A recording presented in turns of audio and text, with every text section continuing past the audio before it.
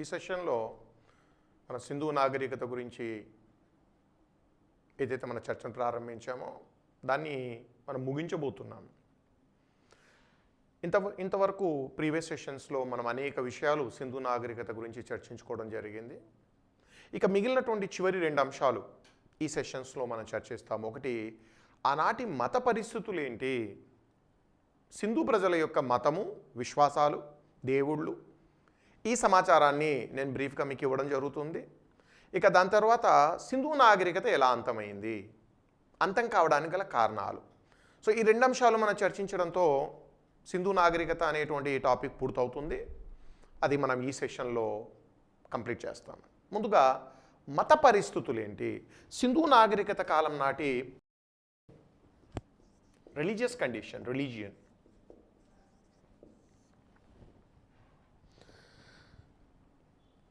సింధు త్రవ్వకాల్లో బయలుపడినటువంటి అనేక అవశేషాలు, వస్తువులు మతం గురించి కొంత సమాచారాన్ని మనకిస్తున్నాయి. ఇంతకుముందు క్లాస్లో మనం చూసాము, వాళ్ళ రాజకీయ వ్యవస్థ తెలుసుకోవడానికి ఎలాంటి ఆధారాలు లభ్యం కాలేదు. వాళ్ళ సమాజం గురించి అధ్యయనం చేయడానికి కూడా మనకు ఎటువంటి ఆధారాలు లేవు. కానీ మతం గురించి తెలుసుకోవడానికి మాత్రము కొంతవరకు మనకు సోర్సెస్ లభ్యమయ్యాయి. ఏమేమి లభ్యమవుతున్నాయంటే ముద్రికలు, సీల్స్. ఇంతకుముందు క్లాసెస్లో చెప్పాను, స్టీటైట్ అనేటువంటి ఒక విలువైన రాయితో ఈ ముద్రికలు తయారు చేసుకున్నారు. దాదాపుగా 4000 ముద్రికలు సింధు నాగరికతలోని అనేక నగరాల్లో మనకు లభ్యమయ్యాయి. ఆ ముద్రికలు కొంతవరకు మనకు సమాచారాన్ని ఇస్తున్నాయి. ఎందుకంటే ఆ ముద్రికల పైన వాళ్ళ దేవుళ్ళు, వాళ్ళు పూజించినటువంటి జంతువులు, ఇతరత్ర విషయాలను చూపించడం జరిగింది. కాబట్టి వాళ్ళ మతం గురించి తెలుసుకోవడానికి ముద్రికలు మనకు ప్రధానమైన ఆధారం అండి.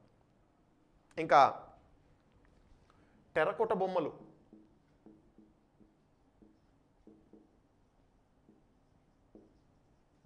టెర్రకోట గురించి ఇంతకుముందు కూడా చెప్పాను. కాల్చిన బంకమట్టిని టెర్రకోట అంటాం. సింధు ప్రజలు ఈ టెర్రకోటతో చేసినటువంటి బొమ్మలు నేటికి మనకు లభ్యం కావడము. కాబట్టి చాలా చోట్ల మనకు టెర్రకోట బొమ్మలు దొరికాయి. వాళ్ళ మత విశ్వాసాలు తెలుసుకోవడానికి ఇవి కూడా మనకు ఉపయోగపడతాయి. హోమగుండాలు మనం చూసాం ఇంతకుముందు, లోథాల్లో కానివ్వండి, కాళీబంగంలో కానివ్వండి, మనకు హోమగుండాలు అంటే ఏవో యజ్ఞయాగాలు చేసుకున్నారు హోమగుండాలు. కాబట్టి హోమగుండాలు కూడా వాళ్ళ యజ్ఞయాగాల గురించి కొంత సమాచారాన్ని మనకు అందజేస్తాయి. ఇంకా సమాధుల్లో లభ్యమైనటువంటి వస్తువులు, సింపుల్గా ఇంగ్లీష్లో మనం గ్రేవ్ గూడ్స్ అంటామండి. గ్రేవ్ అంటే సమాధి, గూడ్స్ అంటే వస్తువులు. మనకు సమాధుల్లో అనేక రకాల వస్తువులు లభ్యమయ్యాయి. అంటే సింధు కాలం నాటి ప్రజలు శవాన్ని పూడ్చేటప్పుడు శవంతో పాటుగా రకరకాల వస్తువులను, ఆహార ధాన్యాల నుంచి మొదలుపెట్టుకొని బంగారు ఆభరణాల వరకు పూడ్చిపెట్టారు. వాళ్ళు ఉపయోగిస్తున్నటువంటి కుండలు కానివ్వండి, కాంస్యంతో చేసినటువంటి పరికరాలు కానివ్వండి, పనిముట్లు కానివ్వండి, ఎందుకు శవంతో పాటుగా ఈ వస్తువులన్నీ పూడ్చిపెట్టారు. వీటిని మనము ఆర్కియాలజీలో గ్రేవ్ గూడ్స్ అంటాము. సమాధుల్లో లభ్యమైనటువంటి వస్తువులు. అంటే దీన్ని బట్టి మనం తెలుసుకోవాల్సింది ఏంటంటే ఆనాటి ప్రజలకు పునర్జన్మ పట్ల నమ్మకం ఉంది. చనిపోయిన ఈ వ్యక్తి తిరిగి జన్మిస్తాడు అంటే ఆ కాలంలో ఈ వస్తువులన్నీ అతనికి అవసరము, పునర్జన్మ పైన వాళ్ళకు నమ్మకం ఉన్నట్టుగా ఈ గ్రేవ్ గూడ్స్ తెలియజేస్తాయి. ఈ రకంగా మనకు సింధు త్రవ్వకాల్లో దొరికినటువంటి అనేక అవశేషాలు మతం గురించి కొంత సమాచారాన్ని ఇస్తున్నాయి. సో దీని ఆధారంగా మనం మతాన్ని అధ్యయనం చేస్తాము.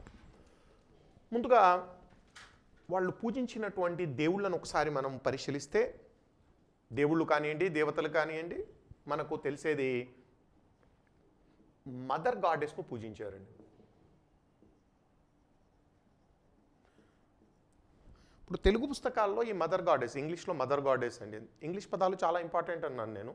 తెలుగు మీడియం స్టూడెంట్స్ కూడా ఇంగ్లీష్ పదాలే గుర్తుపెట్టుకోవాల్సి ఉంటుంది. మన తెలుగు పుస్తకాల్లో, అకాడమీ పుస్తకాలు కానీ ఇతర పుస్తకాలు మీరు చూస్తే దీని ట్రాన్స్లేషన్ అమ్మ తల్లి అని ఇచ్చారండి. ట్రాన్స్లేట్ చేశారు కానీ అమ్మ తల్లి అని. ప్రతి పుస్తకంలో అమ్మ తల్లి, అమ్మ అన్న అదే మీనింగు, తల్లి అన్న అదే మీనింగ్ అండి. మదర్ గాడెస్ అనే పదానికి అమ్మ తల్లి అనే ట్రాన్స్లేషను నాకు అర్థం కాలేదు. అందుకనే నేను ట్రాన్స్లేట్ చేయాలనుకోండి, దీన్ని నేను మాతృదేవత అంటానండి. కానీ జనరల్గా ఈ మాతృదేవత అనే పదం మన తెలుగు పుస్తకాల్లో కనిపించడం లేదు. మాతృదేవత అనేది కరెక్ట్ ట్రాన్స్లేషన్ అవుతుంది, అమ్మ తల్లి కరెక్ట్ కాదు. సరే ఏదైనా కానివ్వండి, అమ్మ తల్లి అయినా ఇవ్వండి, లేకపోతే మాతృదేవత, మదర్ గాడెస్. టెర్రకోటతో చేసినటువంటి మదర్ గాడెస్ బొమ్మలు వందల చోట్ల లభ్యమయ్యాయి. కాబట్టి మదర్ గాడెస్ ఎక్కడ లభ్యమైంది క్వశ్చన్ వచ్చే అవకాశం లేదండి. చిన్న చిన్న మట్టితో చేసినటువంటి ఈ మదర్ గాడెస్ విగ్రహాలు మనకు చాలా చోట్ల లభ్యమయ్యాయి. అంటే ఇక్కడ ఒక ప్రశ్న మీరు అడగచ్చు, సింధు ప్రజల్లో, సింధు నాగరికత కాలంలో విగ్రహారాధన ఉండిందా, విగ్రహాలను పూజించారా అంటే అవుననే సమాధానం వస్తుంది. అంటే పూర్తి స్థాయిలో విగ్రహారాధన కాకపోయినా ఒక ప్రాథమిక స్థాయిలో ప్రిమిటివ్ ఫామ్లో విగ్రహారాధన ఇక్కడ కనిపిస్తుంది. వందల చోట్ల ఈ మాతృదేవత విగ్రహాలు దొరకడంతో ఈవిడ అత్యంత ముఖ్యమైన దేవత అని చరిత్రకారులు ఒక కన్క్లూజన్కు రావడం జరిగింది. ఆ తర్వాత పశుపతి మహాదేవుణ్ణి పూజించారు. పశుపతి మహాదేవ, ఇక్కడ మీరంతా గుర్తుపెట్టుకోవాల్సిన పాయింట్ ఏంటంటే ఆ దేవుళ్లకు ఆ దేవతలకు ఆ రోజుల్లో ఏ పేర్లు ఉన్నాయో మనకు తెలియదు. మరి ఈ పేర్లు మనమిచ్చిన పేర్లండి. మాతృదేవత అనేది మనమిచ్చిన పేరు, పశుపతి మహాదేవుడని చరిత్రకారులు ఇచ్చిన పేరు. ఎందుకు పశుపతి మహాదేవ్ అన్నారంటే ఈ దేవునికి సంబంధించిన ఆధారం ఒకే ఒక చోట లభించిందండి. అంటే మాతృదేవత వందల చోట్ల లభిస్తే పశుపతి మహాదేవుడు మాత్రం ఒకే చోట దొరికాడు. అందుకనే పశుపతి మహాదేవుడు కంటే మాతృదేవతే చాలా సుప్రసిద్ధమని చెప్పాల్సి ఉంటుంది. పశుపతి మహాదేవుడు మనకు మొహంజదారోలో మాత్రమే లభ్యమయ్యాడు. ఒకే ఒక చోట పశుపతి, అది కూడా ఒక ముద్రిక పైన. నేను చెప్పాను 1 ఇంచ్ పరిమాణంలో స్టీటెడ్తో చేసిన ముద్రికలు. ఈ ముద్రిక పైన 3 తలలు కలిగినటువంటి దైవము. ఈయన దైవము అని చెప్పడానికి కారణం ఎలా, దేని ఆధారంగా చెప్పగలమంటే 3 తలలు ఉన్నాయి. 3 తలలు ఉన్నాయంటే డెఫినెట్గా మనిషి కాదు. 2 పెద్ద కొమ్ములు ఉంటాయి, 3 తలలు ఉంటాయి, చుట్టూ జంతువులు, చుట్టూ మనకు జంతువులు ఉన్నాయి. కాబట్టి దేవుడి పేరేంటో మనకు తెలియదు, కానీ చరిత్రకారులు మాత్రము, పండితులు మాత్రము Pashupati Mahadeva, lord of animals, ఎందుకంటే చుట్టూ మనకు జంతువులు ఉన్నాయి. చాలా పరీక్షల్లో మనకు ఆ పశుపతి మహాదేవ ఆ యొక్క ముద్రిక మీద ఏమేం బొమ్మలు ఉన్నాయి, ఏ జంతువులు ఉన్నాయని ప్రశ్న అడిగారండి. మనకు ఏనుగు, ఖడ్గమృగము, పులి, బర్రె జింకలు, కాళ్ళ కింద జింకలు ఉంటాయి. ఈ బొమ్మలు ఆ దేవుని చుట్టూ ఉంటాయి. ఏనుగు, ఖడ్గమృగము, పులి, బర్రె మీన్స్ బఫలో, జింకలు పాదాల దగ్గర ఉంటాయి. ఇక ఎడమ వైపు 2 జంతువులు, కుడివైపు మరో 2 జంతువులు. మరి పైన అన్నిటికంటే టాప్ యాజ్ యూజువల్గా చిత్రలిపి ఉంటుంది. చిత్రలిపి తప్పనిసరి. ఇక్కడ మీరు గమనించాల్సిన పాయింట్ ఏంటంటే కేవలము 1 ఇంచ్ పరిమాణం కలిగినటువంటి ఒక ముద్రిక పైన ఎన్ని బొమ్మలను అద్భుతంగా చూపించారు. వాళ్ళ కళా నైపుణ్యం కూడా ఇక్కడ మనం చూడాల్సి ఉంటుంది. దేవుణ్ణి చూపించారు, చుట్టూ జంతువులు చూపించారు, పైన చిత్రలిపి కూడా. రిమెంబర్, దీన్ని మనము పశుపతి మహాదేవ ముద్రిక అంటాము. మీకు స్టాండర్డ్గా అడిగే ప్రశ్న ఏంటంటే పశుపతి మహాదేవుని యొక్క ముద్రిక ఎక్కడ లభ్యమైంది? మొహంజదారోలో దొరికింది. ఆ జంతువులు ఏంటి? ఇదిగోండి, ఈ జంతువులన్నీ ఉన్నాయి. నేను చెప్పాను, ఈ గైడ్ మీరు దాంతో చదవాల్సి ఉంటుంది. ఇక్కడ వీలైనంత వరకు నేను బొమ్మలను ఇవ్వడం జరిగింది. ఒకసారి ఇక్కడ గమనిస్తే ఒకవైపు మదర్ గాడెస్ టెర్రకోట బొమ్మ చూపించాను, వాళ్ళు పూజించినటువంటిది. దాని పక్కనే ఆ ముద్రిక పైన 3 తలలు కలిగినటువంటి పశుపతి మహాదేవుడు. మీరు జాగ్రత్తగా గమనిస్తే అన్ని వైపులా మనకు జంతువులు ఉంటాయి. నేను చెప్పినటువంటి జంతువులు, కాళ్ళ కింద జింకలు ఉన్నాయి. ఇది మొహంజదారోలో మనకు లభ్యమైనటువంటి పశుపతి మహాదేవ ముద్రిక. కాబట్టి మాతృదేవత తర్వాత మనకు పశుపతి మహాదేవుడు చాలా ముఖ్యమైన దైవం అండి. జాన్ మార్షల్, నేను చెప్పాను, ఈ జాన్ మార్షల్ అనేవాడు ఈ త్రవ్వకాలు జరిగేటప్పుడు పురావస్తు శాఖాధిపతిగా ఉన్నాడు. ఈ జాన్ మార్షల్ ఏమంటాడంటే ఈ పశుపతి మహాదేవుడే రాబోయే హిందూ మతంలో శివుడుగా పూజించబడ్డాడు. శివుడు చాలామంది చరిత్రకారులు యాక్సెప్ట్ చేశారండి. ఈ పశుపతి మహాదేవుడే తర్వాత హిందూ మతంలో, ఇంకా హిందూ మతం రాలేదు. హిందూ మతం ఎప్పుడొచ్చింది, ఎలా వచ్చింది, అసలు హిందూ మతం ఏంటి, మనం రాబోయే క్లాసెస్లో చర్చిస్తాము. ఆ హిందూ మతంలో అత్యంత ప్రధాన దైవమైనటువంటి మహాశివుడు ఈ పశుపతి మహాదేవుడే. ఎందుకంటే ఈరోజు హిందూ మతంలో మనం శివుని త్రిముఖ అంటాము. బ్రహ్మకే కాదండి, ఒక కాన్సెప్ట్ ప్రకారం శివుడికి కూడా 3 ముఖాలు ఉన్నాయి. పశుపతి, ఈరోజు కూడా మన శివుణ్ణి లార్డ్ ఆఫ్ అనిమల్స్, అని పిలుస్తున్నాం పశుపతి. సో వీటిని బాగా అధ్యయనం చేసినటువంటి జాన్ మార్షల్ ఈ దేవుడే, ఈ పశుపతి మహాదేవుడే రాబోయే కాలంలో శివుడయ్యాడని ఆయన అభిప్రాయము. అందరూ దీన్ని ఒప్పుకుంటున్నారండి. మరి దీని ప్రకారము ఏంటంటే భారతదేశంలో శివుణ్ణి పూజించడం అనేటువంటిది సింధు నాగరికత కాలం నుండి ప్రారంభమైంది. అంటే అర్థం ఏంటంటే హిందూ మతానికి పునాదులు ఎక్కడ పడ్డాయి? సింధు నాగరికత కాలంలో పునాదులు పడ్డాయి. వాస్తవంగా చెప్పాలంటే ప్రపంచంలోనే అత్యంత ప్రాచీన మతము హిందూ మతం అండి, దాంట్లో డౌటే లేదు. సింధు నాగరికత కాలంలోనే ఈ మతానికి పునాదులు పడ్డాయి. ఇంకా రాబోయే క్లాసెస్లో నేను హిందూ మతం గురించి వివరంగా నేను మీకు చెప్పడం జరుగుతుంది. ఫైన్.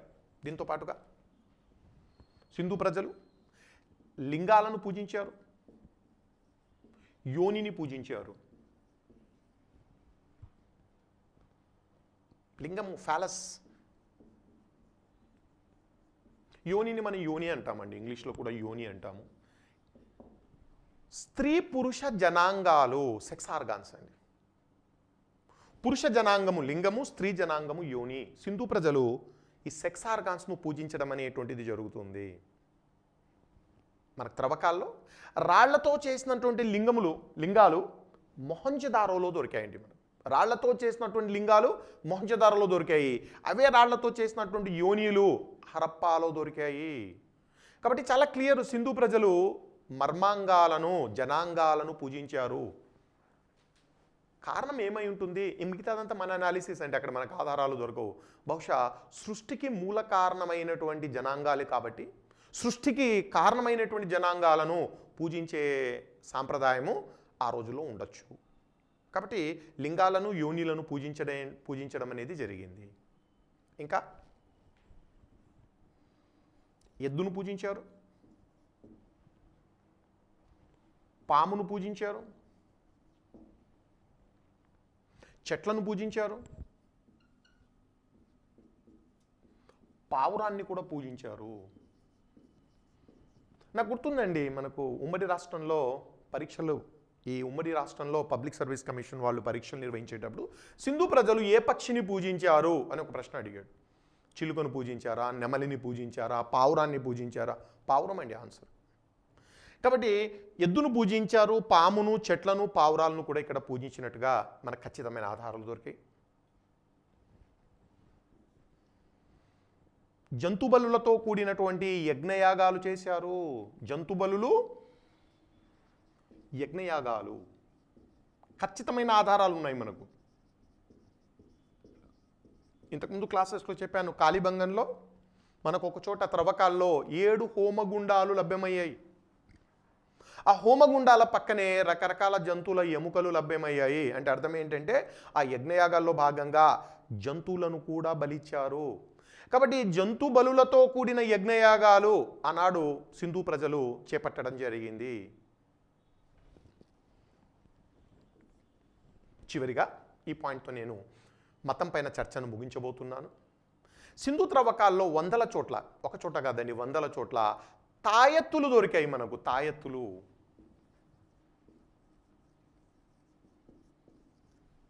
ఇంగ్లీష్లో మన యామ్యులెట్స్ అంటాం. యామ్యులెట్స్, తావీజ్. ఎక్స్ప్లెయిన్ చేయాల్సిన అవసరం లేదు. ఈరోజు కూడా భారతదేశంలో అన్ని వర్గాల వాళ్ళు, అన్ని మతాల వారు తాయెత్తులు ఒక చోట కాదండి, ఒక చోట లభించే పాటైతే మనం చెప్పచ్చు ఎక్కడ తాయెత్తులు దొరికాయి, 100 చోట్ల దొరికాయి కాబట్టి ఆ క్వశ్చన్ కాదు. అంటే దీన్ని బట్టి సింధు ప్రజలకు భూత ప్రేత పిశాచాల పట్ల నమ్మకం ఉందని తెలుస్తుంది. మూఢనమ్మకాలు, సింధు ప్రజల మూఢనమ్మకాలు చాలా క్లియర్గా దీని ద్వారా తెలుస్తుంది. భూతాలు, ప్రేతాలు, పిశాచాలు వీళ్ళు నమ్మారండి. అంటే వాటిని అంతం చేయడానికి వీళ్ళు తాయెత్తులను ఉపయోగించారు. ఈ భూత ప్రేత పిశాచాల యందు భయాన్ని మనము డిమోఫోబియా అంటామండి. డిమోఫోబియా అంటాం ఇంగ్లీష్లో. ఫోబియా అంటే భయము, డిమో అంటే డిమన్స్, డిమన్స్ అంటే దయ్యాలు, భూతాలు, డిమన్స్. డిమోఫోబియా అంటే సింధు ప్రజలకు డిమోఫోబియా ఉందని మనకు తాయెత్తులు తెలియజేస్తాయి. రైట్ అండి.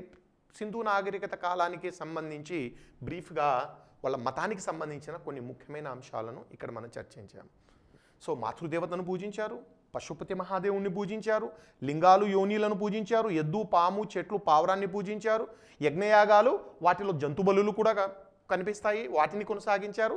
తాయెత్తులు ధరించడం వల్ల వీళ్లకు భూతాల పట్ల దయ్యాల పట్ల విశ్వాసం ఉందని తెలుస్తుంది. ఇవి మతానికి సంబంధించిన ముఖ్యమైన అంశాలు. సింధు నాగరికత ఎప్పుడు ఎలా అంతమైంది, ఇది పాయింట్. ఎప్పుడు ఎలా, ఈ రెండు ప్రశ్నలు. రెండిటికి ఖచ్చితమైన ఆధారాలు అయితే లేవండి. ఇది ఖచ్చితంగా అని చెప్పడానికి వీల్లేదు. ఎప్పుడు అంతమైంది అనే పాయింట్ను మనము ఆర్ఎస్ శర్మ చెప్పిన అభిప్రాయం, చరిత్రకారుడు అండి ఆర్ఎస్ శర్మ, ఆయన ప్రకారము ఒక గ్రాఫ్ రూపంలో చూస్తే సింధు నాగరికత 2500 BCలో ప్రారంభమై క్రమంగా అభివృద్ధి చెందుతూ సింధు నాగరికత స్టడీగా అభివృద్ధి సాధిస్తూ 2200 BC కల్లా క్లైమాక్స్ దశకు చేరుకుంది. ఆర్ఎస్ శర్మ చెప్తున్నటువంటి అభిప్రాయాన్ని నేను చర్చిస్తున్నాను. 2200 కల్లా క్లైమాక్స్ చేరిన తర్వాత ఇక పతనం స్టార్ట్ అవుతుందండి. ఈ క్లైమాక్స్ దశలో ఈ పతాక స్థాయిలో ఓ 200 ఏళ్ళు కొనసాగింది, స్టాగ్నేట్ అయింది ఇక్కడ 2000 BC. సో 2200లో మనకు క్లైమాక్స్ చేరుకొని ఆ క్లైమాక్స్ దశలో ఒక 200 ఏళ్ళు కొనసాగి 2000 BC నుండి క్రమంగా క్షీణించడము ప్రారంభమైంది. 1750 BC కల్లా ఈ నాగరికత అంతమైందని ఆర్ఎస్ శర్మ అభిప్రాయం.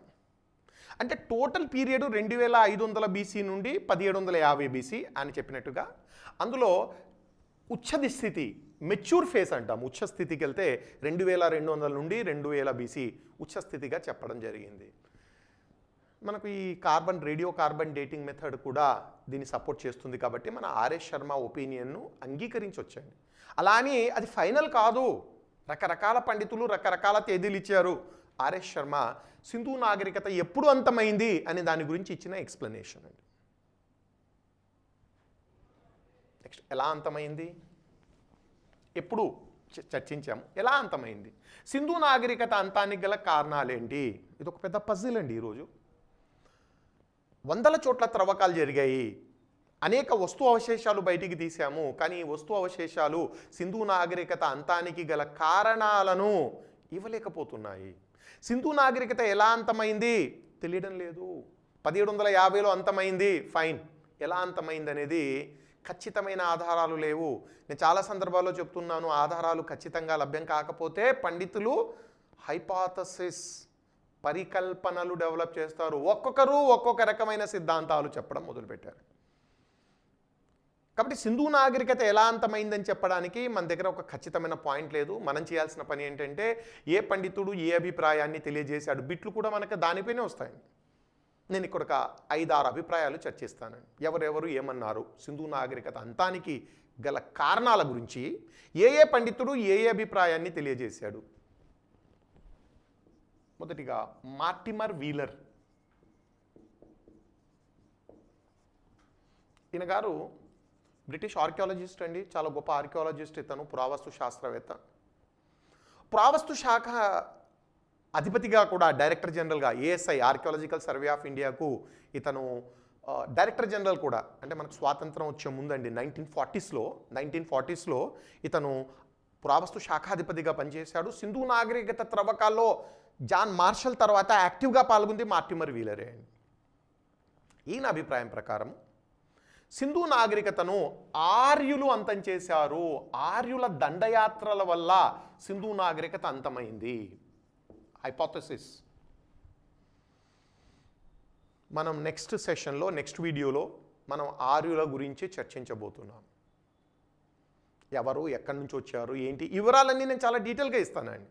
సో సింధు నాగరికత చివరి కాలంలో విదేశీయులైనటువంటి ఆర్యులు మన దేశంలో అడుగుపెట్టి సింధు నగరాలను ధ్వంసం చేసి సింధు ప్రజలను నాశనం చేశారు. ఆర్యులు యుద్ధప్రియులు, సింధు ప్రజలు శాంతి కాముకులు, అందుకని ఆ యుద్ధాల్లో వాళ్ళు ఓడిపోయారు. సింధు నాగరికత వీళ్ళు సర్వనాశనం చేశారు. ఎలా చెప్పగలరు, ఆధారాలేంటి అని మార్టిమర్ వీలర్ మొహంజదారోలో ఒక ఆధారాన్ని చూపిస్తున్నాడు. మొహంజదారోలో త్రవ్వకాల్లో ఒక 13 అస్థిపంజరాలు మనకు దొరికాయండి. 13 అస్థిపంజరాలు చిందరవందరగా పడి ఉన్నాయి. ఆ 13 అస్థిపంజరాల పైన కత్తిఘాట్లు క్లియర్గా ఉన్నాయి. అంటే అర్థం ఏంటి? వీటిపైన దాడి జరిగి కత్తితో వీళ్ళని నరికేశారు. ఆ అస్థిపంజరాలపైన కత్తిఘాట్లు ఉన్నాయి. పైగా ఈ 13 అస్థిపంజరాల్లో స్త్రీలు పురుషులవి కూడా ఉన్నాయండి. స్త్రీలవి పురుషులవి కూడా ఉన్నాయి. చిన్నపిల్లలు కూడా ఉన్నారు. అంటే అర్థం ఏంటి? ఇది మర్డర్ కాదు. మర్డర్ అంటే ఏంటి? ఒక వ్యక్తిని టార్గెట్ చేసి హత్య చేసి వెళ్ళిపోతాడండి. ఇది హత్యాకాండ. అంటే వచ్చిన వాడిని వచ్చినట్టు నరికేశారు. మహిళలు పిల్లలని కూడా చూడకుండా ఎవడు కనిపిస్తే వాడిని నరికేయడం. అది పాయింట్ అన్నమాట. అంటే మార్టిమర్ వీలర్ ఏం చెప్తాడంటే, చూడండి ఇక్కడ 13 అస్థిపంజరాలు, కత్తిఘాట్లు, పిల్లలు, మహిళల అస్థిపంజరాలు కూడా ఉన్నాయంటే ఆర్యులు వీళ్ళపైన దాడి చేసి వీళ్ళను నరికి పరేశారు. హత్యాకాండ జరిగింది. ఈ 13 మందిని చంపిన మాట వాస్తవమే, హత్యాకాండ జరిగిన మాట వాస్తవమే. కానీ అది ఆర్యులే చేశారని ఎలా చెప్పగలరు? ఈయన దగ్గర జవాబు ఉండదండి. అందుకనే హైపోథెసిస్ ఏమంటే సరైన ఆధారాలు లేకుండా పెద్ద పెద్ద సిద్ధాంతాలు చెప్పాడు. 13 అస్థిపంజరాలు తీసుకొని మీరు ఇంత పెద్ద సిద్ధాంతాన్ని ఎలా డెవలప్ చేయగలరు? ఒక నగరంలోని 13 అస్థిపంజరాలు కొన్ని లక్షల చదరపు కిలోమీటర్ల విస్తీర్ణంలో ఉన్నటువంటి నాగరికత అంతం కావడానికి మీరు తీసుకున్న శాంపిల్ కరెక్టేనా? ఒక మొహంజదారో జనాభానే ఆ రోజుల్లో 40,000 మంది ఉన్నారండి. ఆ జనాభా 40,000. ఓ 13 అస్థిపంజరాలు తీసుకొని మీరు ఇంత పెద్ద థియరీ చెప్తారా? ఇలాంటి అస్థిపంజరాలు మరి ఏ నగరంలో దొరకలేదు కదా. పైగా చంపిన వాళ్ళే ఆర్యులని ఎలా చెప్పగలరు? మత కల్లోలాలు, మత కలహాలు, కుటుంబ కలహాలు ఏమైనా ఉండొచ్చు. అంతర్గత కలహాల వల్ల ఒకరు ఇంకొకరిపైన దాడి చేసి చంపేసి ఉండొచ్చు. ఆర్యులే చంపారని ఎలా చెప్పగలరు? ఆయన దగ్గర సమాధానం ఉండదండి. అందుకనే ముందే చెప్పాను, ఇవన్నీ హైపోథెసిస్లు. నమ్మచ్చు, నమ్మకపోవచ్చు, ఒప్పుకోవచ్చు, తిరస్కరించవచ్చు అండి. బట్ టోటల్గా అయితే మనకు ప్రశ్న, ఆర్యుల దండయాత్రల వల్ల సింధు నాగరికత అంతమైందని ఎవరు చెప్పారు? ఎవరి అభిప్రాయము? Mortimer wheeler. చాలు మనకది. రెండో సిద్ధాంతము, రెండో పరికల్పన జిఎఫ్ డేల్స్. వీళ్ళంతా బ్రిటిష్ ఆర్కియాలజిస్టులు అండి. వీళ్ళంతా జిఎఫ్ డేల్స్ వరదల వల్ల సింధు నాగరికత అంతమైంది అంటాడండి. సింధు నాగరికతను ఆర్యులు కాదు, ప్రకృతి అంతం చేసింది. డిఫరెంట్ రీజన్ ఇస్తున్నాడు. సింధు నగరాలన్నీ నదీ పరివాహక ప్రాంతాల్లో ఉండడము, ఈ నదులు ఈ నగరాలను సర్వనాశనం చేశాయి. ఉదాహరణకు మొహంజదారో, మీరు మొహంజదారో చూస్తే మొహంజదారో త్రవ్వకాల్లో మనకు చాలా క్లియర్గా ఒక ఎవిడెన్స్ దొరికిందండి. ఈ నగరము 7 సార్లు ధ్వంసమై 7 సార్లు పునర్నిర్మించబడింది. అంటే ఆ నగరము వరదల్లో పదే ధ్వంసం కావడము, మళ్ళీ ఇక్కడ నిర్మించుకోవడము. నేను చెప్పాను హిందీ సినిమా మొహంజదారోలో కూడా మీరు ఆ సినిమా చూశారంటే ఫైనల్గా మొహంజదారో నగరము చాలా భీకరమైన వరదల్లో నాశనమైనట్టుగా చూపించారు. కాబట్టి సింధు నాగరికతను వరదలు ధ్వంసం చేశాయనేది జిఎఫ్ డేల్స్ అభిప్రాయము. మనకు ఒకసారి ఎగ్జామ్స్లో అడిగాడండి, 7 సార్లు వరదలకు ధ్వంసమైన నగరం ఏంటి? మొహంజదారో. రాబర్ట్ ఎల్ రైక్స్ ఈయనేమంటాడంటే, భూకంపాలు, ఎర్త్క్వేక్స్, భూకంపాల వల్ల సింధు నాగరికత అంతమైంది. రాబర్ట్ ఎల్ రైక్స్ సింధు ప్రాంతం అంతా కూడా ఈ సెస్మిక్ జోన్లో వస్తుంది. అంటే భూకంపాలు విపరీతంగా వచ్చేటువంటి ప్రాంతంలో వస్తుంది. ఆ భూకంపాల వల్ల సింధు నాగరికత అంతమైందని రాబర్ట్ ఎల్ రైక్స్ తన అభిప్రాయాన్ని తెలియజేశాడు. హెస్టీ లాంబ్రిక్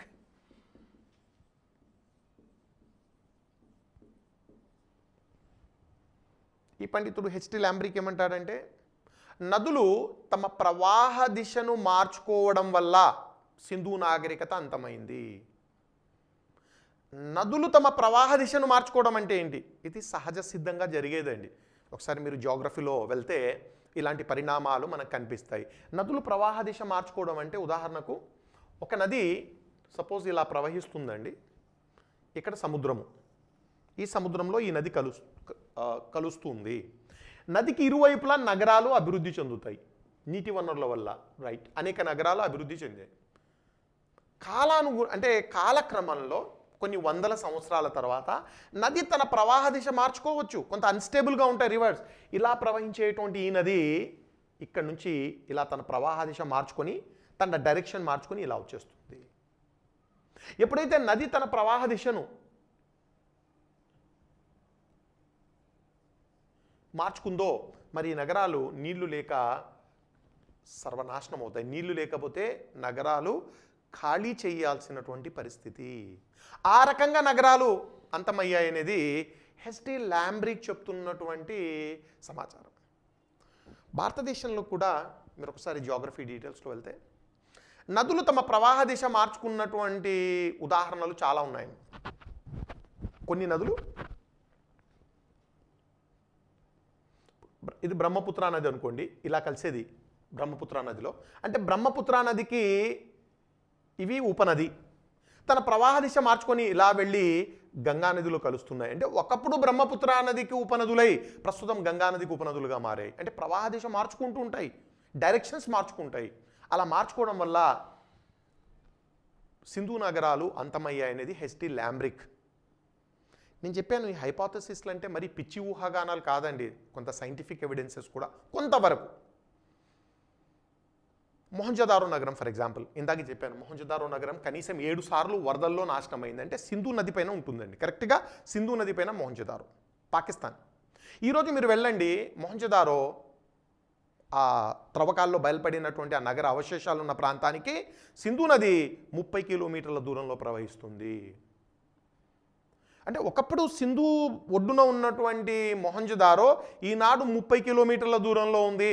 నగరం కదలలేదండి, నది తన ప్రవాహ దిశ మార్చుకుని వెళ్ళిపోయింది. కాబట్టి హెస్టీ ల్యాంబ్రిక్ ఆయన తన అభిప్రాయాన్ని తెలియజేస్తున్నాడు ఈ రకంగా.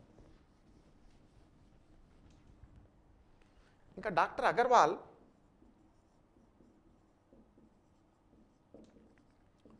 సింధు నాగరికత అంతం కావడానికి నదులు ఎండిపోవడమే కారణం అంటాడు. ఈయన ఇంకొక రకమైన కారణం ఇస్తున్నాడండి.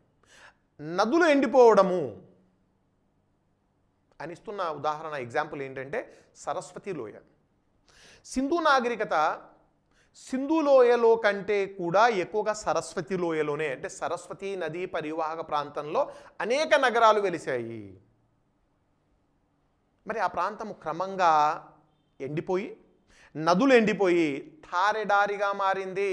కాబట్టి ఆ నగరాలన్నీ, ఆ సరస్వతి పరివాహక ప్రాంతంలో ఉన్న నగరాలన్నీ ఖాళీ చేయబడ్డాయి. కాబట్టి నదులు ఎండిపోవడము ఒక కారణమని డాక్టర్ అగర్వాల్ చెప్తున్నాడు. చివరిగా ఫేర్ సర్వీస్,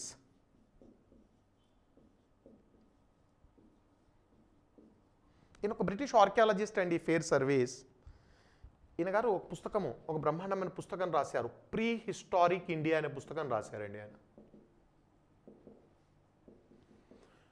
అంటే భారతదేశంలోని చారిత్రక పూర్వయుగ సంస్కృతులు అధ్యయనం చేస్తూ fair service pre historic India అనే పుస్తకం రాశాడు. అందులో ఆయన సింధు నాగరికత పర్యావరణ సమతౌల్యము దెబ్బతిని అంతమైంది అంటాడు. పర్యావరణ సమస్యలు అంటే సింధు నాగరికత ఒకేసారి అకస్మాత్తుగా అంతమైంది కాదండి, గ్రాడ్యువల్గా పర్యావరణము దెబ్బతిని సింధు నాగరికత అంతమైంది. దానికి కొన్ని వందల ఏళ్ళు పట్టింది. నాగరికత సడన్గా అంతం కాలేదు.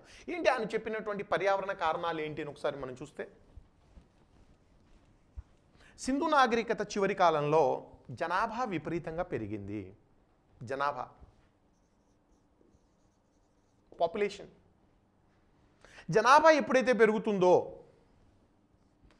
సహజ వనరులపైన ఒత్తిడి బాగా పెరుగుతుంది. ఎక్కడైనా కానివ్వండి, ఈరోజు కూడా సహజ వనరులు, న్యాచురల్ రిసోర్స్ పైన బాగా ఒత్తిడి. భూమి, నీళ్లు, అడవులు, ప్రధానంగా అడవులపైన ఒత్తిడి పెరిగింది. అంటే అడవులను నరికేయడం, భూములను వ్యవసాయానికి అనుకూలంగా తెచ్చుకోవాలి, ఇళ్ల నిర్మాణం జరగాలి, ఊర్లు పట్టణాలు నిర్మించాలి, అడవులను నరికేయడం మొదలుపెట్టారు. అడవులను నరికేయడం వల్ల నేను చెప్పాను పర్యావరణము ఒకదానికొకటి లింక్ అయి ఉంటుంది. ఎలా ఈ పర్యావరణ సమతుల్యం దెబ్బతింది, జనాభా పెరిగింది, సహజ వనరులు ఒత్తిడికి గురయ్యాయి, అడవుల నరికివేత జరిగింది, భూమి క్రమక్షయము, భూమి క్రమక్షయము,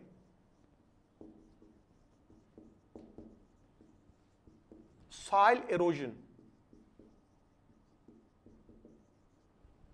సాయిల్ ఎరోజన్. అడవులను నరికేయడం వల్ల ఒక ప్రధానమైనటువంటి ప్రమాదం ఏంటంటే సాయిల్ ఎరోజన్ జరుగుతుంది. సాయిల్ ఎరోజన్ అంటే, సాయిల్ అంటే భూమి యొక్క, వ్యవసాయ భూమి యొక్క పై పొరను సాయిల్ అంటారండి. మనకు పంటలు పండేది భూమి వల్ల కాదండి, ఆ భూమి పై పొర సాయిల్. అందులో అనేక పంట పెరగడానికి కావలసినటువంటి పోషక పదార్థాలన్నీ ఆ సాయిల్లో ఉంటాయండి. ఎప్పుడైతే ఈ పై పొర కొట్టుకొని పోయిందో చెట్లకు, దానికి ఏంటంటే ఇప్పుడు వర్షం పడేటప్పుడు చెట్లు ఉన్నాయనుకోండి, అడవి చెట్లు ఉన్నాయి, వర్షపు బొట్టు చెట్టు పైన పడి భూమి పైన పడుతుందండి, పెద్ద ఇబ్బంది లేదు. చెట్టును కొట్టేశారు మీరు, ఆ బిందువులు, వర్షపు బిందువులు, నీటి బిందువులు నేరుగా పైనుంచి భూమిపైన పడుతుంది. బాగా బీటింగ్ ఎఫెక్ట్ ఉంటుందండి. ఎప్పుడైతే బీటింగ్ ఎఫెక్ట్ ఉంటుందో సాయిల్ పార్టికల్స్ లూజ్ అవుతాయి. వర్షంతో పాటుగా ఆ రేణువులు, ఆ మట్టి కొట్టుకొని పోతుంది, సారవంతమైనటువంటి మట్టి కొట్టుకొని పోతుంది. దీన్నే మనము క్రమక్షయము, నేల క్రమక్షయము అంటాము.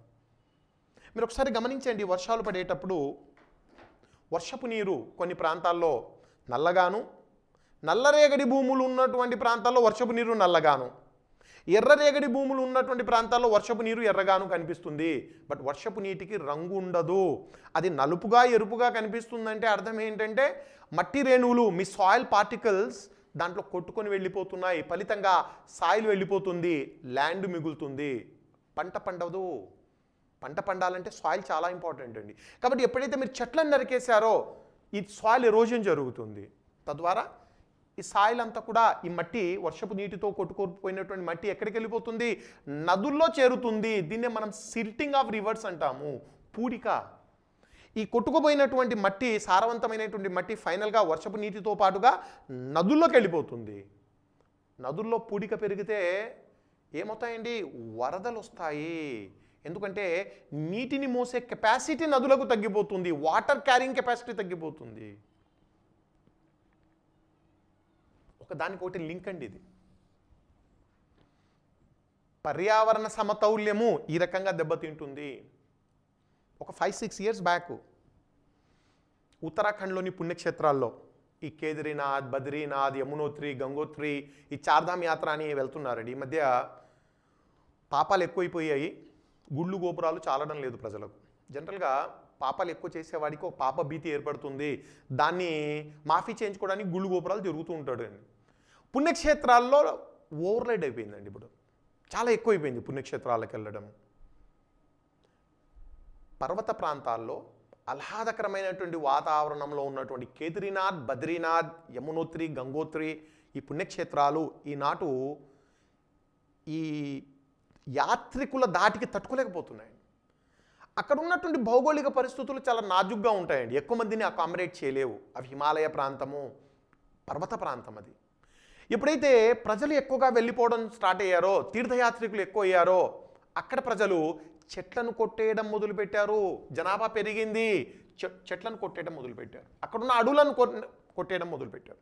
ఫలితంగా సాయిల్ ఎరోజన్ జరిగింది. ఆ నీళ్ళన్నీ గంగానదిలో, ఆ సిల్ట్ అంటే ఆ పూడిక గంగానదిలో వచ్చి చేరిపోయింది. పైగా గంగానదిని ఆక్రమించుకొని పెద్ద పెద్ద రెస్టారెంట్లు, పెద్ద పెద్ద హోటళ్ళు కట్టేశారు. ఎందుకు? డబ్బు సంపాదించాలి, యాత్రికులు ఎక్కువగా వస్తున్నారు. ఒకవైపు ఆ రివర్ బెడ్ను ఆక్రమించుకొని పెద్ద పెద్ద కట్టడాలు నిర్మించారు. మరోవైపు ఈ చెట్లను కొట్టేయడం వల్ల ఆ సిల్ట్ అంతా గంగానదిలో, ఫైనల్గా గంగానది ఒక చిన్న కాలువల మాదిరిగా మారిపోయిందండి. మహానది ఒక కాలువలాగా చేసేసారు ఆ యొక్క కేదార్నాథ్, బద్రీనాథ్లో. ఒక ఫైన్ డే 30 సెంటీమీటర్ల వర్షం పడింది. మొన్న హైదరాబాద్లో పడ్డట్టుగా 30 సెంటీమీటర్ల వర్షం పడింది. ఏమైంది? సర్వనాశనం మొత్తము, ఫ్లడ్స్. ప్రభుత్వ లెక్కల ప్రకారం 4000 మంది చనిపోయారండి ఆనాడు, అంతకంటే ఎక్కువ చనిపోయారు. ఒకటి గుర్తుపెట్టుకోవాలండి, మనిషి ప్రకృతిని నాశనం చేస్తున్నాడు. ఈ మనిషి గుర్తుపెట్టుకోవాల్సిన పరిస్థితి ఏంటంటే, నువ్వు ప్రకృతిని నాశనం చేస్తే ప్రకృతి నిన్ను కూడా నాశనం చేస్తుంది, వదలదు. నువ్వు ఒకరోజు సర్వనాశనం అవుతావు. సింధు నాగరికత ప్రజలు కూడా ఈ ప్రకృతిని గౌరవించలేదు, పర్యావరణాన్ని దెబ్బతీశారు, సర్వనాశనం చేశారు. అందుకనే భారీ మూల్యాన్ని చెల్లించారని ఫేర్ సర్వీస్ తన ప్రీ హిస్టారిక్ ఇండియాలో రాయడం జరిగింది. మొత్తానికి ఒక 5-6 రకాల కారణాలు మనం చర్చించామండి. ఖచ్చితంగా ఇదే కారణమని చెప్పడానికి వీల్లేదు. అంత సువిశాలమైన నాగరికత ఒకే కారణం ద్వారా అంతమైందంటే కూడా నమ్మలేమండి. బహుశా ఇవన్నీ కలిసి, ఇప్పుడు ఇందాక మనం చర్చించిన పాయింట్స్ అన్నీ కలిసి, ఆర్యుల దండయాత్ర, వరదలు, భూకంపాలు, నదులు ఎండిపోవడము, నదులు తమ ప్రవాహ దిశను మార్చుకోవడము, లేదా ఈ పర్యావరణ సమతౌల్యం దెబ్బతినడం, ఇవన్నీ కలిసి సింధు నాగరికతను అంతం చేసి ఉండొచ్చు.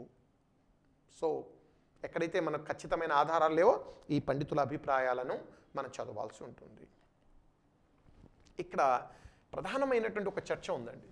సింధు నాగరికత, సింధు సంస్కృతి 1750 BCకి అంతమైంది అనేది ఇప్పుడు పాయింట్ అండి మనం చర్చిస్తుంది. 1715కు అంతమైంది. కారణాలు, అనేక కారణాలను మనం చర్చించాము. ఇప్పుడు అసలైన ప్రశ్న, ఆధునిక చరిత్రకారులు లేవదీస్తున్నటువంటి ప్రశ్న ఏంటంటే, అసలు సింధు నాగరికత అంతమైందా?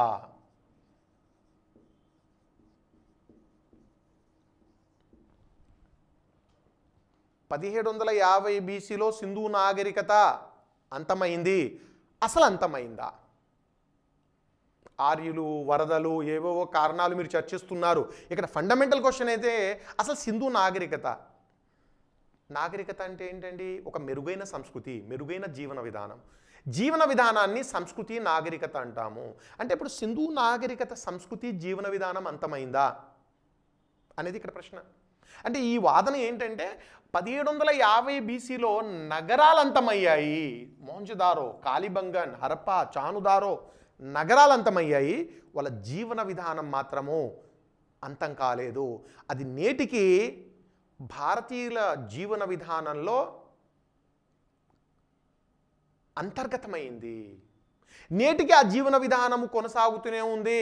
సింధు నాగరికతలో ఉన్న ఆ సంస్కృతి, సాంప్రదాయాలు ఈరోజు ఏవి అంతమయ్యాయో చెప్పండి. ఇందాకే నేను మతం గురించి చర్చించాను. మతం గురించి ఒక పాయింట్ తీసుకొని చర్చిస్తున్నాను. సింధు ప్రజలు మాతృదేవతను పూజించారు. ఈరోజు మనము మాతృదేవతను పూజించడం లేదా? గ్రామ దేవతలు పోచమ్మ, బాలమ్మ, పోలేరమ్మ, మైసమ్మ, గంగమ్మ, వేలాది లక్షలాది మంది అమ్మ అనే పేరుతో మనము ఏ దేవతలైతే పిలుస్తున్నామో, గ్రామీణ దేవతలు, వాళ్ళందరూ మాతృదేవతలే. సో మాతృదేవతలను పూజించే సింధు సాంప్రదాయము అంతమైందా? ఇంకా అది పెరిగి విస్తృతమైంది. పశుపతి మహాదేవుణ్ణి పూజించారు. శివుణ్ణి ఈరోజు మనం పూజిస్తున్నాము. శివుని పశుపతి అనే పేరుతోనే ఈనాడు మనం పూజిస్తున్నాము. లింగాలను పూజించారు సింధు ప్రజలు. ఈనాడు మనం లింగాలను పూజించడం లేదా? మీరు ఏ శివాలయానికైనా వెళ్ళండి, శివుణ్ణి మానవ రూపంలో కాకుండా లింగ రూపంలో పూజించడం అనేది కనిపిస్తుంది. పురుష జనాంగం అండి.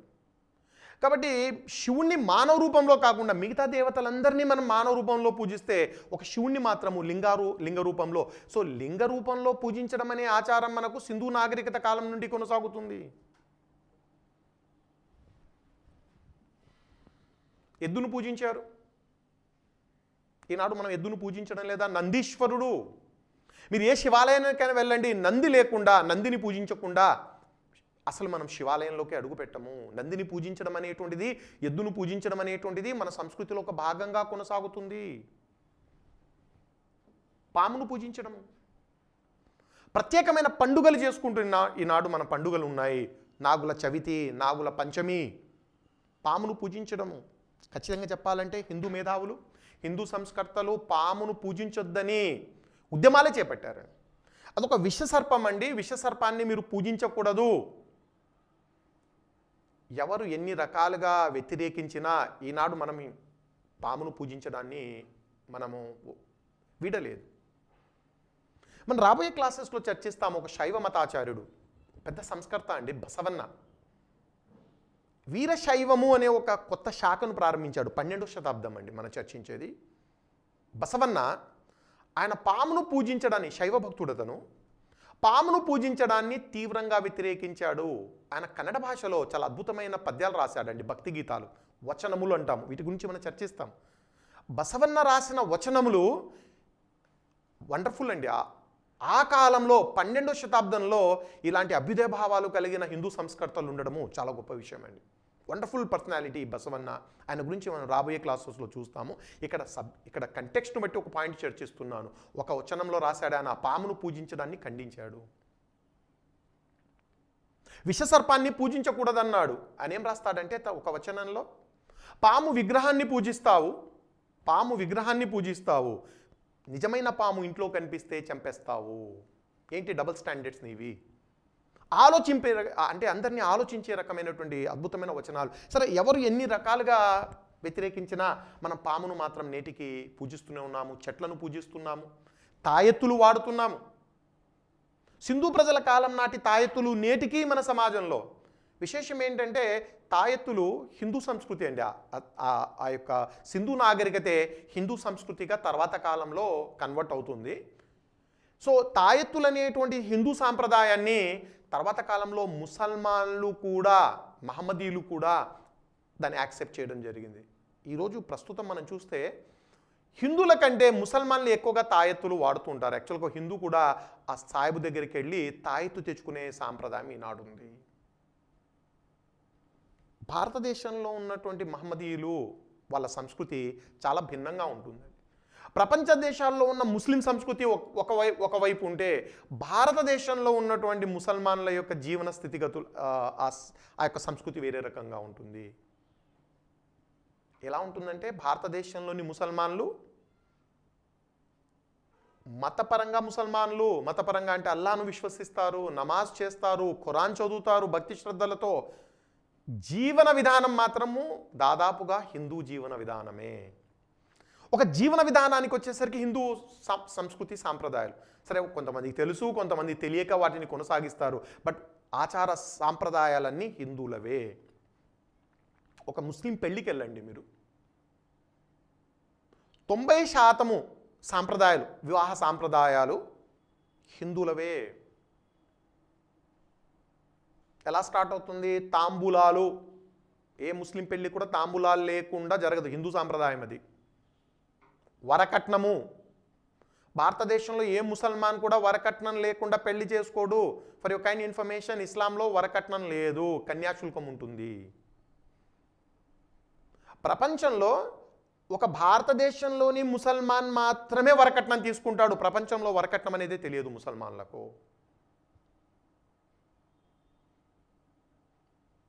పెళ్ళైన తర్వాత తాళి, మంగళసూత్రం వేసుకోవడము. హిందూ స్త్రీలాగా ముస్లిం స్త్రీ కూడా మంగళసూత్రం ధరిస్తుంది, మెట్టెలు వేసుకుంటుంది.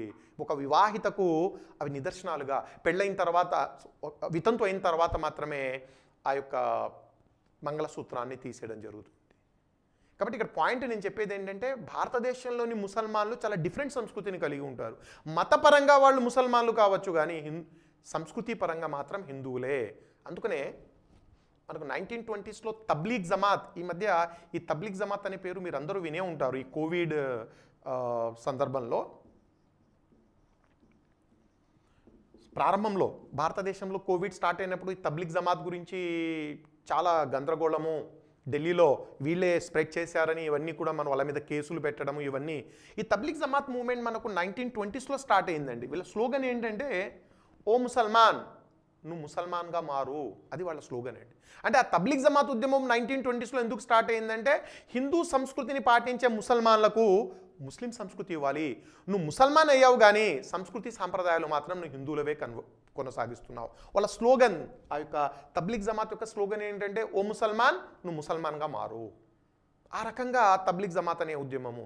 కాబట్టి భారతదేశంలో ఉన్న ముసల్మాన్లందరూ దాదాపుగా హిందూ సంస్కృతి సాంప్రదాయాలనే కొనసాగిస్తారు. అది పాయింట్. కాబట్టి ఈ అంశాల్లో ఇప్పుడు నేను కొన్ని అంశాలు చర్చించాను. ఎక్కడ సింధు సంస్కృతి అంతమైందో చెప్పండి. నేటికి భారతదేశంలో ఈ సంస్కృతి సాంప్రదాయాలు కొనసాగుతూనే ఉన్నాయి. ధనవంతులందరూ నగరం యొక్క ఒకవైపున, పేదలందరూ మరోవైపు జీవించడము నేటికి కొనసాగుతుంది. ఎడ్ల బండ్లు, విమానాలు ఒకవైపున్నా, ఎడ్ల బండ్లు మరొక వైపు కొనసాగుతూనే ఉన్నాయి. సింధు ప్రజలు 16ను ఒక యూనిట్గా తీసుకొని ఈ తూనికలు, కొలతలు కొనసాగించారండి. 16 ఒక యూనిటు, 32 2 యూనిట్లు, అంటే 16 బేస్గా యూనిట్లు. వాళ్ళ స్కేల్, వాళ్ళ కొలతలు, తూనికలు చూస్తే నేటికి మన దేశంలో 16 ఒక యూనిట్గా కొనసాగుతుంది. 16 ఆణాలు, ₹1. ఇప్పుడు ఆణాలు అనే కాన్సెప్ట్ తీసేశారనుకోండి, లేవు. ఆనము 16 ఆనాలు ఒక రూపాయి, 16 చటాకులు ఒక సేర్. భారత వెయిట్స్ అండ్ మెజర్ చూస్తే సేర్ అంటే దాదాపు ఒక కేజీ అండి. 16 చటాకులు ఒక కేజీ అంటే ఆ 16 అనే నెంబర్ నేటికి కొనసాగడము. కాబట్టి పాయింట్ ఏంటి, అసలు సింధు సంస్కృతి అంతమైందా? అంతమైంది నగరాలే కానీ సంస్కృతి కాదు. ఆనాటి సంస్కృతి నేటి జీవన విధానంలో అంతర్భాగమై కొనసాగుతూనే ఉంది. భారత సంస్కృతికి హిందూ సంస్కృతికి పునాదులు ఎక్కడ పడ్డాయంటే సింధు నాగరికత. ఆ సింధు నాగరికత సంస్కృతే ఈనాటి భారత సంస్కృతికి పునాదులయ్యాయని మనం ఖచ్చితంగా చెప్పచ్చు. చివరిగా ఈ చర్చను ముగించే ముందు భారత సంస్కృతి గురించి ఒక పాయింట్ మనం ఇక్కడ జనరల్ డిస్కషన్, సబ్జెక్టు సంబంధం లేదు, జనరల్ అవేర్నెస్ కోసము దీన్ని మనం సంస్కృతి కొనసాగింపు అంటున్నామండి. భారతదేశంలో సంస్కృతి ఎప్పుడూ అంతం కాదు, అది కొనసాగుతూనే ఉంటుంది. భారత సంస్కృతి యొక్క అత్యున్నతమైన లక్ష్యం జనరల్ డిస్కషన్ అండి ఇది. సంస్కృతి కొనసాగింపు అంటే మన ప్రాచీన ప్రజల సాంప్రదాయాలను సంస్కృతిని మనం ఎన్నటికీ వీడము. దానివల్ల లాభాల కంటే నష్టాలు మరింత ఎక్కువగా ఉన్నాయి. భారతదేశంలో మూఢనమ్మకాలు ఎక్కువగా ఎందుకు ఉన్నాయంటే ఈ సంస్కృతి కొనసాగింపు వల్ల. అంటే మన ప్రాచీన ప్రజలు మన పూర్వీకుల సంస్కృతి సాంప్రదాయాలను తూచా తప్పకుండా పాటించాలి, అవసరం లేకపోయినా. అది ఇక్కడ సమస్య వస్తుంది. గొర్రెదాటు అని ఒక సామెత ఉంటుంది, మీరు వినే ఉంటారు. గొర్రెదాటు అంటే గొర్రెల మంద వెళ్ళేటప్పుడు ఒక రాయి ఉంటుందండి ముందు. ఆ రాయి ఉంది కాబట్టి గొర్రెలు ఏం చేస్తాయంటే ఎగురుతాయి, రాయి ఎగురుతాయి అనమాట. ఒక 10 గొర్రెలు రాయిని ఎగిరేసి ముందుకు దాటుతాయి, ఇంకా చాలా మంద వెనక వస్తూ ఉంటుంది. మన రాయిని తీసినా మిగతా గొర్రెలు కూడా ఎగురుతూ ఉంటాయి అనమాట. ఎందుకంటే ముందు గొర్రె ఎగిరింది కాబట్టి నేను ఎగరాలి, రాయి ఉంది కాబట్టి అది ఎగిరింది, ఇప్పుడు అవసరం లేదు. ఆ కామన్ సెన్స్ ఉండదండి గొర్రెకు. భారతీయులు కూడా దాదాపుగా ఇలాగే గొర్రెదాటు మన సంస్కృతి అంతా కూడా. అంటే ప్రాచీన ప్రజల సంస్కృతిని తూచా తప్పకుండా పాటించాలి. బీహార్ యూపీలలో చాలా సాంప్రదాయం ఏంటంటే పెళ్ళైన తర్వాత అమ్మాయిని 2-3 ఏళ్ళు కాపురానికి పంపించరు, పెళ్లి చేసి ఘనంగా అమ్మాయిని తల్లిదండ్రులు తమ ఇంటికి తీసుకెళ్తారు, 2-3 ఏళ్లకు కాపురానికి పంపిస్తారు. ఈరోజు కూడా అండి మీరు బీహార్ యూపీ గ్రామాల్లో వెళ్తే ఎందుకు ఇలా జరుగుతుంది అని కొద్దిగా విశ్లేషిస్తే ప్రాచీన సాంప్రదాయం అది. ప్రాచీన ప్రజలు, నేను చెప్పేది చాలా ప్రాచీన కాలంలో అమ్మాయిలకు 6 ఏళ్లకు 7 ఏళ్లకు వివాహం జరిగేదండి, బాల్య వివాహాలు. మరి 6 ఏళ్లకు 7 ఏళ్లకు పెళ్లి చేసి కాపురానికి పంపించారండి, సాధ్యం కాదు. అమ్మాయి కాపురానికి సిద్ధంగా లేదు కాబట్టి పెళ్లి జరిగిన తర్వాత తల్లిదండ్రులు ఆ 7 ఏళ్ల అమ్మాయిని ఇంటికి తీసుకెళ్ళి 3-4 ఏళ్ళు ఇంట్లో పెట్టుకున్న తర్వాత ఆమె ఆ కాపురానికి సిద్ధమైంది అనుకుంటే అప్పుడు పంపిస్తారు. 3-4 ఏళ్ళు మాత్రం పెట్టుకోవాలి. ఇప్పుడు ఈరోజు 20 ఏళ్లకు పెళ్లి చేసినా కూడా 3-4 ఏళ్ళు ఇంటికి తీసుకెళ్ళి పెట్టుకుంటున్నారు. అంటే ప్రాచీన ప్రజలు వివాహం తర్వాత అమ్మాయిని 3-4 ఏళ్ళు తమ ఇళ్లలో పెట్టుకోవడంలో తప్పు లేదండి అది. అంటే ఆ పరిస్థితులు దానికి అది అవసరము. ఇప్పుడు 20 ఏళ్లకు నువ్వు పెళ్లి చేసి మళ్ళీ 3-4 ఏళ్ళు ఇంట్లో పెట్టుకోవాల్సిన అవసరం లేదు. అయినా ఎందుకు జరుగుతుందంటే మనం గుడ్డిగా మన పూర్వీకుల సాంప్రదాయాలను పాటిస్తాము, అవసరం ఉన్నా లేకపోయినా.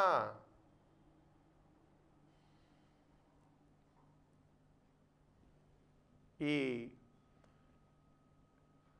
వాస్తు అనే ఒకటి ఈ మధ్య ప్రజలకి వాస్తు పిచ్చి నశాళానికి ఎక్కిపోయిందండి. విద్యావంతులు ఇంత మూర్ఖత్వం బహుశా ప్రపంచంలో ఎక్కడ ఉండదండి.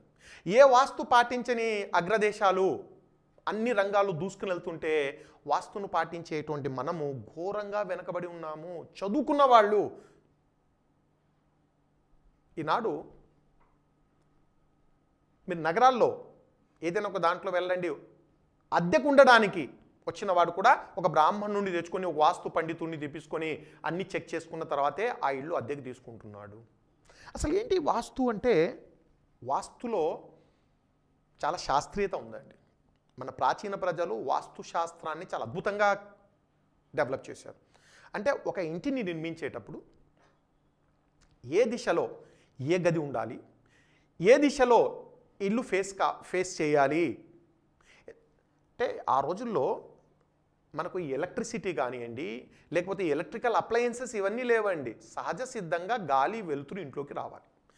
గాలి వెలుతురు ఇంట్లోకి రావాలంటే ఏ గది ఏ వైపున ఉండాలి? ఉదాహరణకు మీరు ఇంటిని తూర్పు వైపున కట్టుకున్నారనుకోండి, ఈస్ట్ ఫేస్ చేసి, చాలా అద్భుతంగా ఉంటుంది. ఎందుకంటే సూర్యుడు ఉదయమే తూర్పున ఉదయిస్తాడు.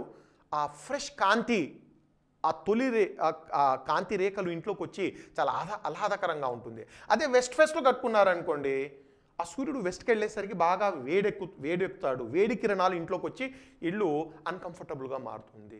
కాబట్టి మన పూర్వీకులు చాలా జాగ్రత్తగా ఏ గది ఏ వైపున ఉండాలి అని వాస్తుశాస్త్రంలో తప్పు లేదు. వాస్తుశాస్త్రం చాలా శాస్త్రీయమైనది. మీరు ఒక ఖాళీ స్థలాన్ని ఇల్లు కట్టుకునేటప్పుడు మీరు వాస్తును పాటించండి, మంచి రిజల్ట్స్ వస్తాయి. కానీ మూర్ఖత్వంగా అపార్ట్మెంట్లో మీ తలుపులు మీ గది ఏ వైపున ఉన్నా గాలి రాదు, వెలుతురు రాదండి. అయినా మూర్ఖత్వంగా గుడ్డిగా వాస్తు వైపుకు వెళ్ళడము.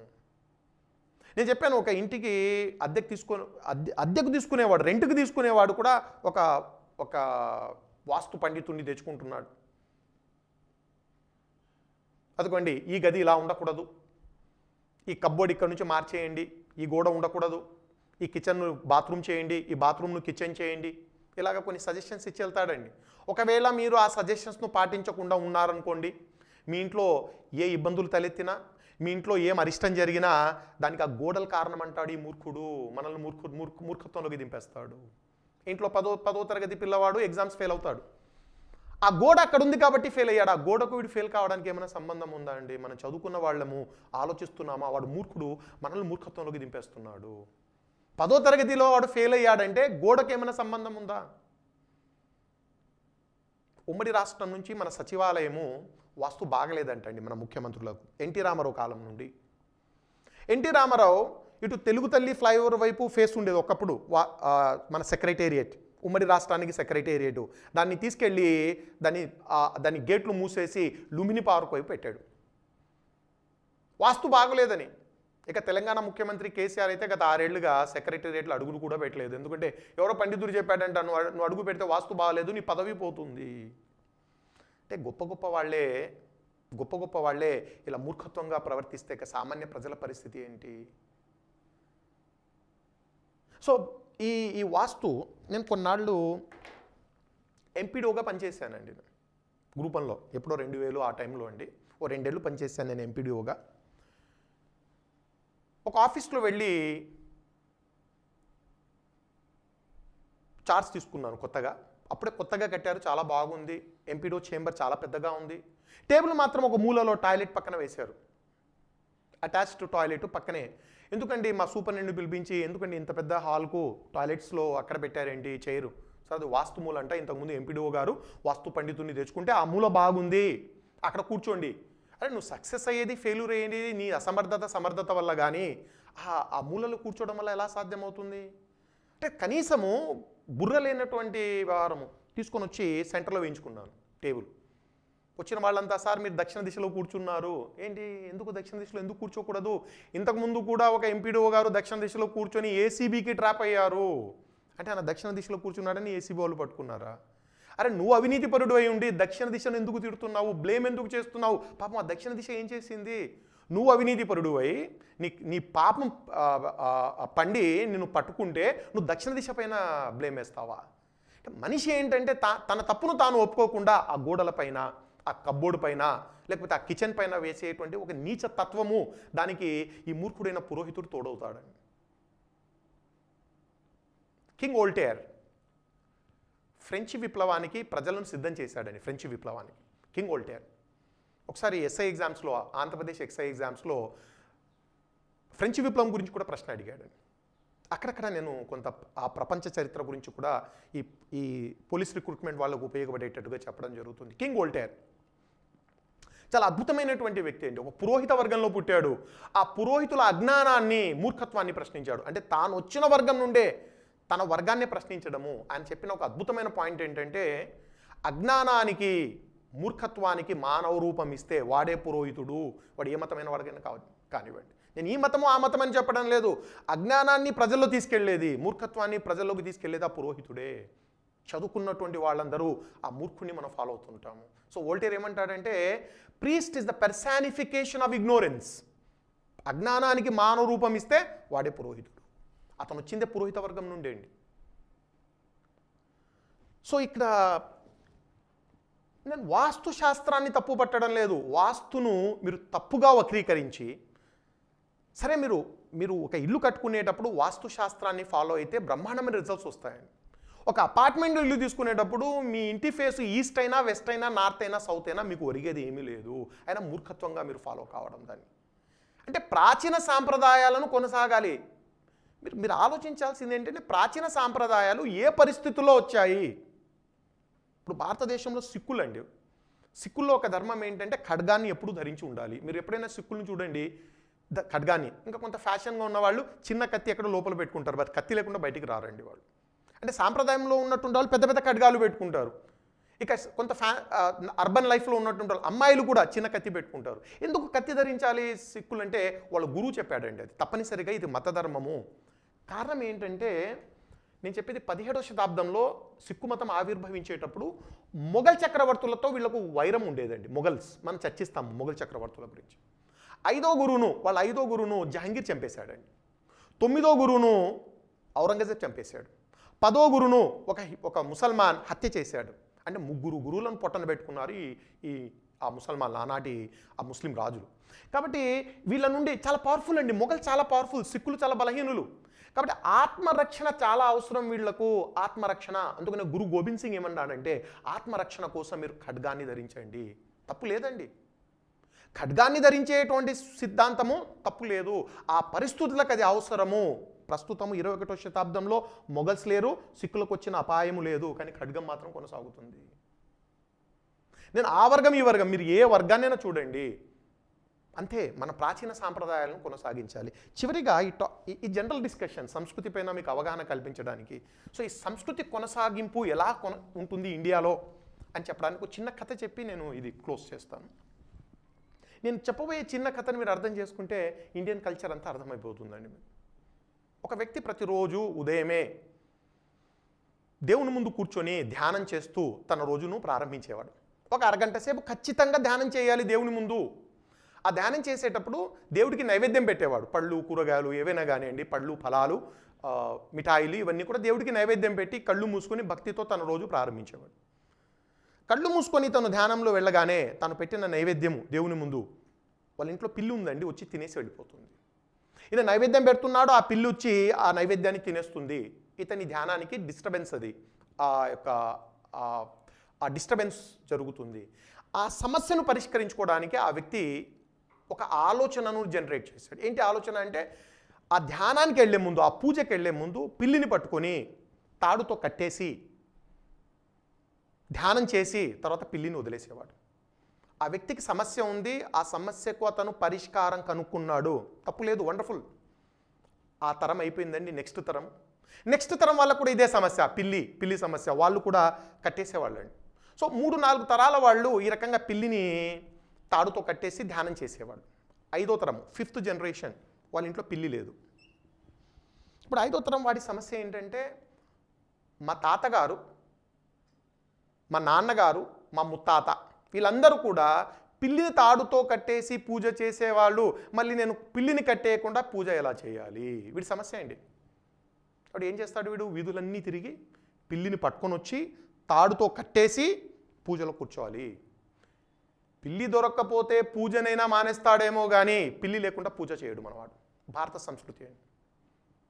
సరే, ఆ పిల్లిని కష్టపడి పట్టుకొని వచ్చి కట్టేసి మళ్ళీ వదిలేసేవాడు, పూజ చేసేవాడు. ఇంకొక 2-3 తరాలు, 8వ తరం అనుకోండి, 8th జనరేషన్ కల్లా ఒక స్టాండర్డ్ రూల్గా మారింది. పూజ చేసేటప్పుడు పిల్లిని తప్పనిసరిగా కట్టేయాల్సిందే. దైవానుగ్రహం పొందాలంటే పిల్లిని కట్టేసే పూజ చేయాలి.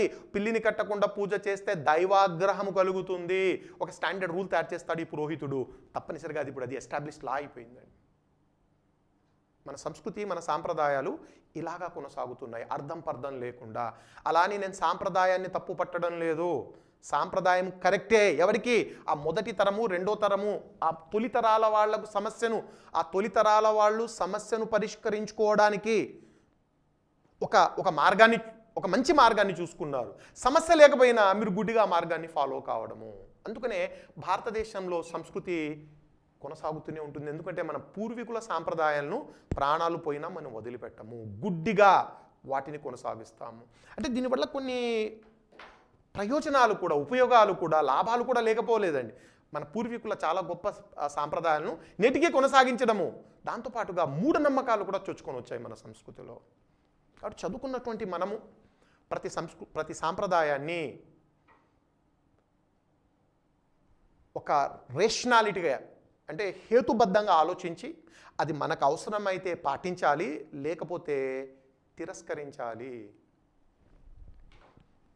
ముస్లిం చట్టం ప్రకారము ఒక పురుషుడు 4 వివాహాలు చేసుకునే అనుమతి ఇవ్వడం జరిగింది. ఈరోజు కూడా అన్ఫార్చునేట్లీ ఒక పురుషుడు 4 వివాహాలు చేసుకోవడానికి 4 భార్యలను కలిగి ఉండడం షరియా ప్రకారము. యాక్చువల్గా ఈ సాంప్రదాయము ప్రారంభమైన సౌదీ అరేబియా, మహమ్మద్ ప్రవక్త కాలం అండి. ఒకసారి మీరు అక్కడికి వెళ్తే ముసల్మాన్ల సంఖ్య చాలా తక్కువగా ఉండడము, పైగా యుద్ధాల వల్ల పురుషులు భారీగా చనిపోవడం, చాలా నిరంతర యుద్ధాలు జరిగేవండి. ఆనాడు అన్ని గిరిజన తెగలవి, నిరంతర యుద్ధాలు ఫలితంగా మహిళల సంఖ్య ఎక్కువగా ఉండి పురుషుల సంఖ్య చాలా తక్కువగా ఉండేది. నేను చెప్పేది సౌదీ అరేబియా సమాజంలో. అంటే వీళ్ళు 1100 ఉన్నారనుకోండి, వీళ్ళు ఒక 1200 ఉన్నారనుకోండి, వీళ్ళు 1000 మందే ఉంటారు. అది పరిస్థితి, చాలా భయానకమైనటువంటి పరిస్థితి. అందులో వితంతువులు, ఎందుకంటే పురుషులందరూ కూడా యుద్ధాల్లో చనిపోయారు వితంతువులు.